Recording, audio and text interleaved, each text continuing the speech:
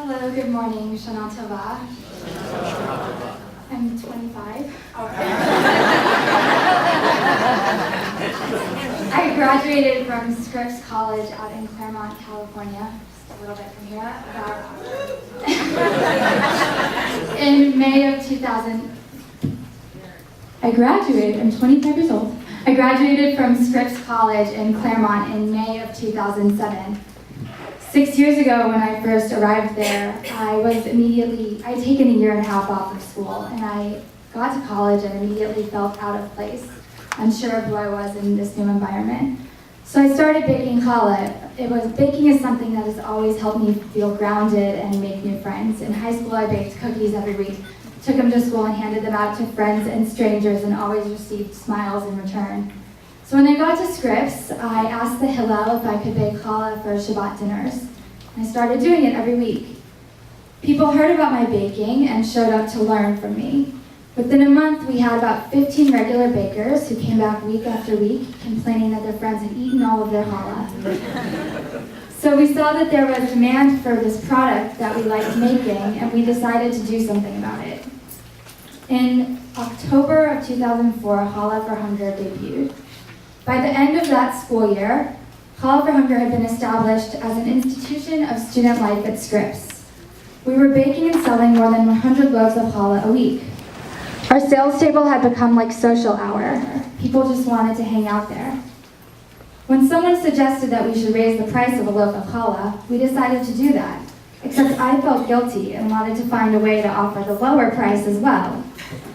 So we began encouraging people to write letters to elected officials. And in exchange for an act of advocacy completed, we gave customers $1 off their challah.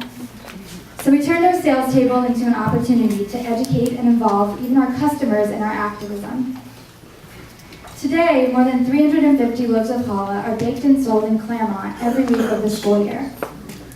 Collectively, our 32 chapters baked and sold more than 10,000 loaves of challah last semester, raising about $50,000. Each chapter donates half of its profits to our national cause, Darfur, and determines locally what to do with the other half of its profits. So our chapters support organizations from American Jewish World Service to local food banks to community gardens and food deserts, like Proyecto Jardín in Boyle Heights. Through participation in Challah for Hunger, our volunteers gain community, skills from leadership to in the kitchen, philanthropy experience, and the inspiration to know that they can make a difference. Supporting our more than 30 chapters, their leaders, and their volunteers is now my full-time job. During my last year at Scripps, Bill Clinton spoke on our campus. I managed to convince the right people that I should attend the VIP reception before his big speech. I smuggled in a loaf of challah, and as embarrassing as this is to recall, I think that I practically threw this loaf of bread wrapped in foil at the former president. I'm pretty sure I looked crazy, which is maybe what caught his attention, because a few months later I received an email with the subject, President Clinton. The message was basically, wants to talk to you. I freaked out, shut down the computer, and refused to check my email for a few more days. At which point, I forwarded the message to my dad, who wrote back, "Yeah, that guy called the house looking for you yesterday." So I worked up the courage and responded to the email. I was traveling abroad without a cell phone at that point, and I wrote back that explaining the situation and offering that I would be back in the US in a few months. But the response was basically, "Find a phone and we'll call you tomorrow." So I managed to find a phone, and at the appointed hour, I was waiting by it. The phone rang, and the call started, "Ellie, it's Justin. Will you hold for President Clinton?" Yes? President Clinton quickly came on the line and started asking me all sorts of questions. They say that when you're being interviewed, you should have 3 points that you always come back to, no matter what's asked. I had drafted my 3 points, but then I added a bunch of others to my list, and I ended up being all over the place in our conversation.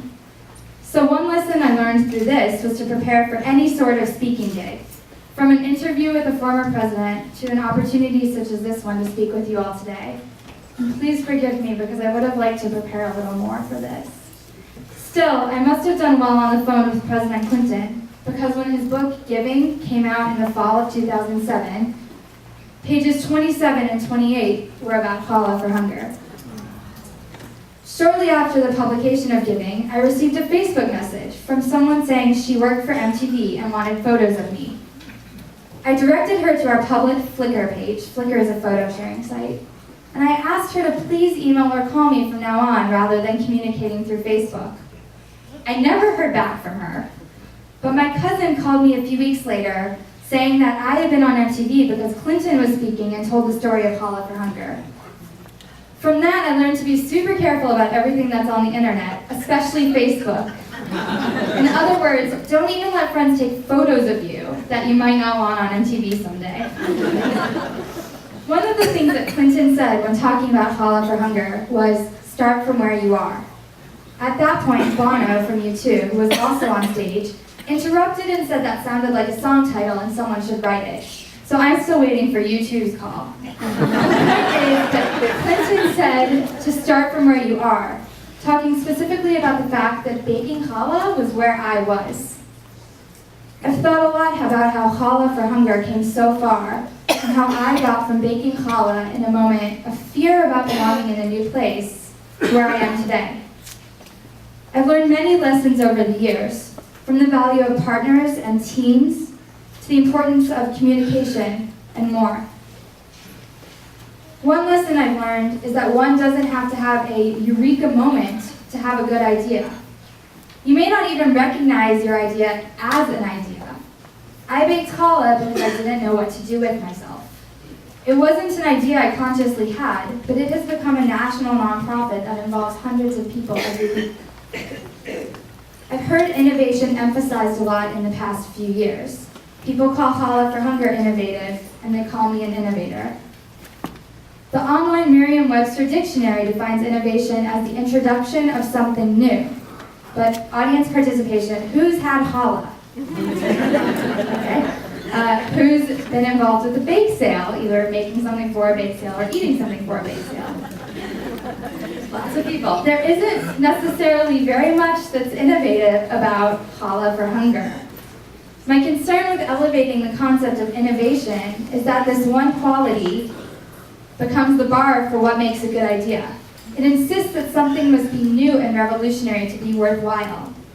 But again, there's not much new about challah, or sharing the bread that one bakes, or a bake sale. My point is to not let the emphasis on innovation discourage you from pursuing something, even if it's as low-tech as baking. It could be the next big thing. And the challenge is recognizing that and figuring out what to do with it.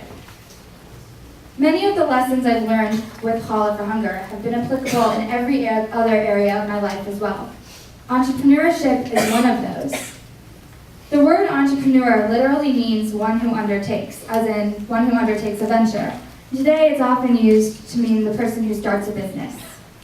But a very early understanding of the concept, from the 18th century, is that entrepreneurship involves rearranging resources to derive greater value from them. I'll repeat that. Rearranging the resources you have to produce something of greater value. For example, using the same materials to make a bottle of grape juice or a bottle of wine. I like this understanding of entrepreneurship, about taking the resources you have and using them differently. I've discovered that everything is a resource, from feelings of anger and passion to recipes to kitchen supplies. I mentioned team building earlier. The people around us are resources. We are resources. In business, an entrepreneur wants to produce greater financial value, more money. But there are other forms of value, and in the quest to be good people, living good and holy lives, every moment is a resource that we can choose to take advantage of. Time is a resource, we know this. Think of every single little moment, the chance we get to make a decision to watch TV or take the dogs out on a walk, to smile at someone or honk the car horn at someone. Think about all the small choices we make every day. We can make new decisions and take advantage of these small opportunities, to be entrepreneurs of moments. Remember, an entrepreneur rearranges resources, including time, to produce value. So how are we going to use the resource of every moment to add value to our lives and the world around us?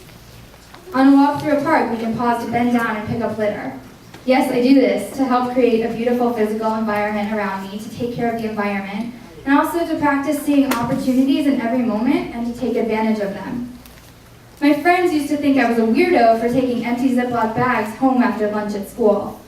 But watching my mom rinse and reuse those bags taught me to see even the small things as opportunities to make a better choice. For example, I struggle every night with wanting to stay up really late, but knowing that it will be healthier for me and I'll have a better day tomorrow if I choose to go to sleep in that moment. A small chance to make a more valuable decision. This is Rosh Hashanah, our new year, and I will probably go home today full of good intentions and resolutions.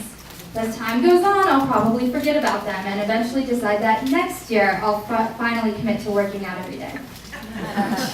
As Dennis Prager explained last night, we equate being a hero with being perfect. And if we can't be perfect, we don't want to try to be heroic. But an entrepreneur, and being an entrepreneur is all the rage right now, so we should all do it. An entrepreneur would simply look at the next moment and ask, how can I rearrange things to ensure a better outcome? So perhaps a good New Year's resolution for this year that we're entering is to arrange one moment a day in order to add value to our lives, the lives of those around us, and the greater world. In the month of Elul, which we just ended, we're supposed to hear the shofar every day. They say as a wake-up call for our souls. I'm toying with the idea of recording a shofar and making it my literal wake-up call, setting it as my morning alarm. It will be a reminder to me to wake up and be an entrepreneur of moments. To start every moment from where I am.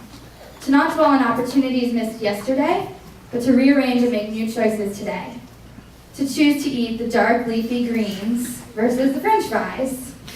To choose to spend time with my friends in real life instead of browsing Facebook.